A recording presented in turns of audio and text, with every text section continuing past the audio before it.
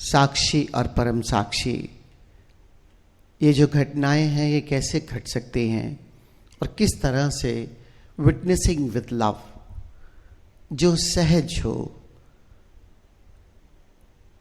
जो हमारा स्वभाव बन जाए। आज हम बात करेंगे कि इसमें बाधा क्या है, क्या चीज है जो ये घटने नहीं देती। एक तो निश्चित तौर पर हमारा मन के तल पर जीना, विचारों में घिरे रहना, भावों का हम पर नियंत्रण होना, कभी सकारात्मक कभी नकारात्मक, कभी पॉजिटिव कभी नेगेटिव, ये तो है ही। इसके साथ साथ और क्या है, सूत्र क्या है जिससे कि सरलता से साक्षी हुआ जा सकता है। इससे पहले कि एक कहानी कहूँगा, ओशो ने कहानी सुनाई है। एक व्यक्ति किसी और दूसरे देश से एक देश में आया और राजा को जाकर बोला कि मैं आपके राज्य में एक बहुत ही सुंदर भूल भुलैया बनाना चाहता हूँ, मैं इसमें एक्सपर्ट हूँ और इससे आपके राज्य की ख्याति और बढ़ेगी, लोग दूर दूर से आएंगे और उसका आनंद उठाएंगे। इससे पहले मैंने इतने भूल भुलैया बनाए हैं, सब अद्भुत बने हैं। राजा ने उससे जगह खर्च सब पूछकर उसे परमिशन दे दी कि ठीक है, तुम मेरे राज्य में एक भूल भुलैया बनाओ।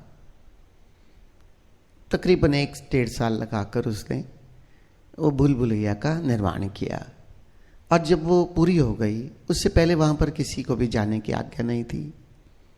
जब वो पूरी हो गई तो उसने राजा के दरबार में पुनः उपस्थित होकर राजा से कहा कि मेरी भूल भुलैया अब तैयार हो गई है, आप आकर या किसी को भेजकर उसका निरीक्षण करवा लीजिए। राजा ने अपने दरबारियों से कहा कि पहले तुम लोग जाओ। उस भूल भुलैया में जितनी भी दीवारें खड़ी थी, छत नहीं थी, ऊपर से खुली थी। तो दरबारी गए, अंदर गए तो अंदर जाकर खो गए। भूल भुलैया का तो अर्थ ही यही है कि तुम भूल ही जाओ अब कि तुम्हारा मार्ग क्या है, कहाँ से आए और कहाँ निकलना है। फिर वो चिल्लाते, फिर वो जाकर उन्हें निकाल कर ले आता, क्योंकि वो तो बनाई थी, उसको तो सब पता था। राजा ने कहा वाकई उसकी बहुत प्रशंसा हुई, खूब इनाम भी दिया गया। लेकिन राजा ने कहा कि कैसे हो सकता है। उसने अपने मंत्रियों से कहा, चलो दरबारी तो दरबारी है, तुम मेरे मंत्री हो, इतने विद्वान हो, तुम तो वहाँ पर जाकर सरलता से निरीक्षण करते हुए जाना, चाहे तो लिखते हुए जाना, ताकि तुम बाहर आ सको। मंत्री गए, मंत्री भी खो गए। फिर वो चिल्लाए, चीखे चिल्लाए कि हम कहाँ हैं। फिर वो जो जिसने भूल भुलैया बनाई थी वो गया वहाँ, उनको निकाल कर ले आया। राजा और प्रसन्न हुआ, ये तो बहुत ही अद्भुत रचना रची गई है। ऐसे ही वहाँ पर राज्य के अलग अलग लोग जाते और जब फंस जाते तो सबको निकाल के ले आते। फिर कुछ एक ग्रुप जाता, फिर जब वो फंस जाते तो सबको निकाल के ले आता। एक दिन एक सन्यासी आया,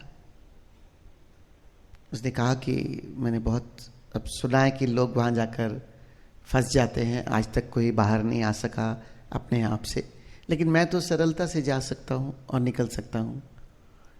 राजा बहुत हैरान हुआ।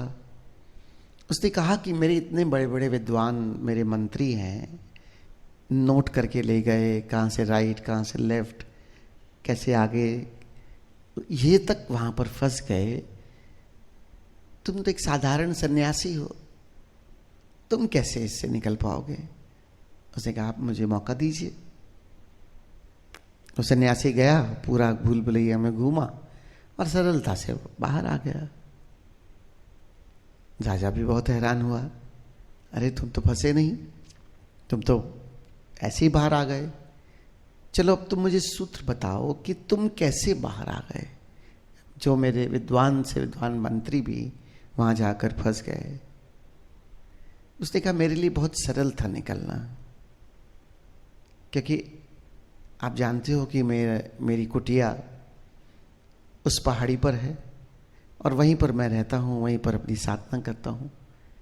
तो जब मैं भूल भुलैया ये बन रही थी तो मैं उसे पहाड़ी से देख रहा था।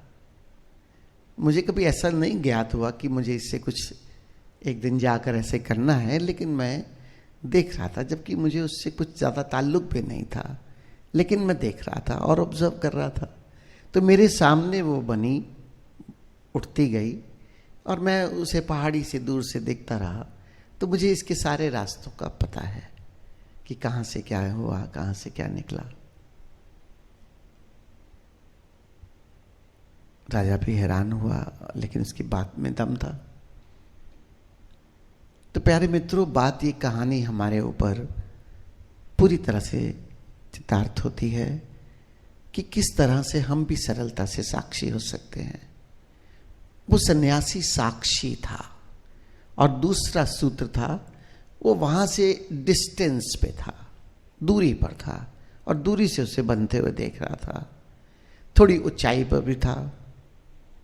अब ये तीनों चीजें अगर हम अपने जीवन में ले आए तो साक्षी या दृष्टा आप स्वतः हो सकते हैं। एक और छोटा सा उदाहरण दूंगा।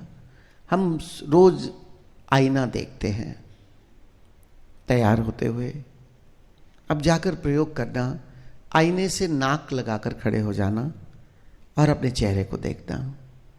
क्या देख पाओगे? स्वयं को उस आईने में देखने के लिए भी थोड़ी सी दूरी चाहिए। जब तक दूरी निर्मित नहीं करोगे, देख नहीं सकते स्वयं को। उस सन्यासी ने भी उससे दूरी साधी हुई थी और थोड़ी ऊंचाई थी। आज हम क्यों दृष्टा नहीं हो सकते या हो पाते, या क्यों साक्षी का अनुभव नहीं कर पाते?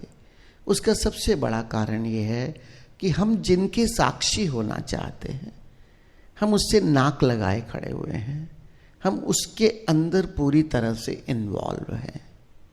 हम अपने शरीर के साथ पूरी तरह से इन्वॉल्व हैं, हम अपने मन के साथ पूरी तरह से इन्वॉल्व हैं, हम अपनी भावनाओं के साथ पूरी तरह से इन्वॉल्व हैं। जहाँ पर हम गड़बड़ हुए मिले ही बैठे हैं, वहाँ पर उन तलों पर हम दृष्टा या साक्षी कैसे हो पाएंगे? उनसे थोड़ी सी दूरी साधनी होगी। दूरी है, लेकिन हमने स्वयं ही इस दूरी को दूर कर दिया। आईने में जब हम देखते हैं तो हमारी दूरी होती है, लेकिन अगर जाकर नाक लगा के खड़े हो जाएंगे तो इसमें आईने का तो कोई दोष नहीं।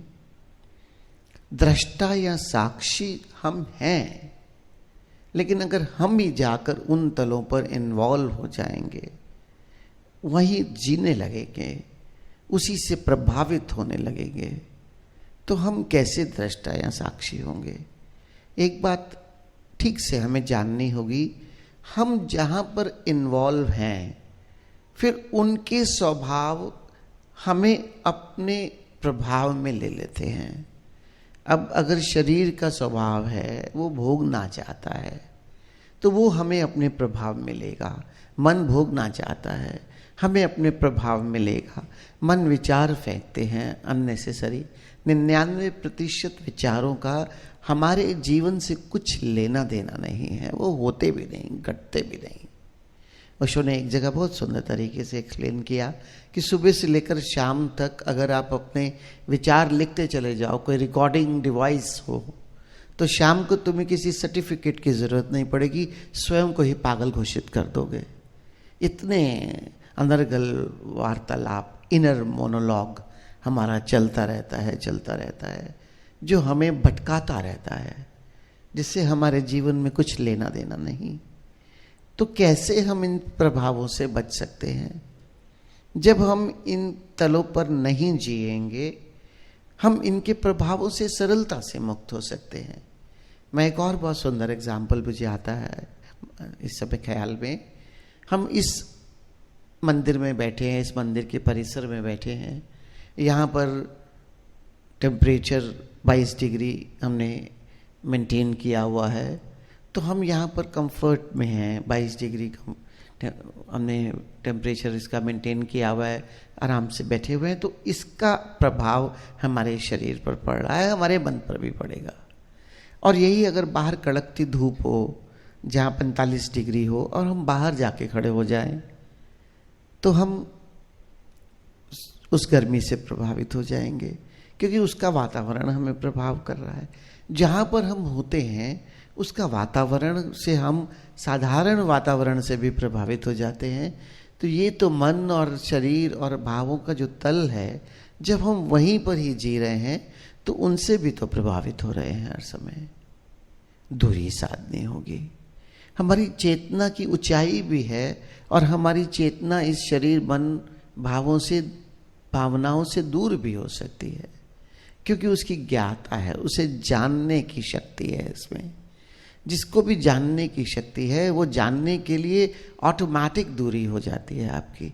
आपको कुछ करना नहीं पड़ता, आप दृष्टा हो जाएंगे। आप एक बार अपने मन को, अपने शरीर को, अपनी भावनाओं को ऑब्जर्व करना शुरू कीजिए।